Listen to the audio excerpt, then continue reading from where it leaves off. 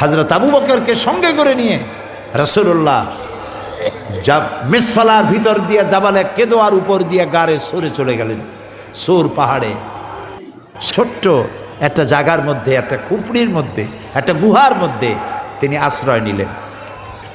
কাফেরেরা খুঁজতে খুঁজতে জায়গায় চলে এলো। একজনে বলল ওর মধ্যে আছে, আর একজনে কয় নাই।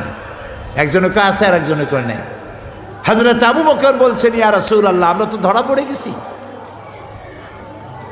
সূরা তাওবার মধ্যে আল্লাহ তাআলা বলেন, ইয ইয়াকুল লিসাহিবিহি লা তাহজান ইন্নাল্লাহা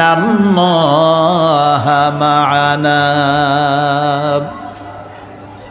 যখন তিনি উদ্বিগ্ন হয়ে পড়েছিলেন, রাসূলুল্লাহ বললেন, লা তাহজান, হে আমার সাথী, ভয় পেও না, আমরা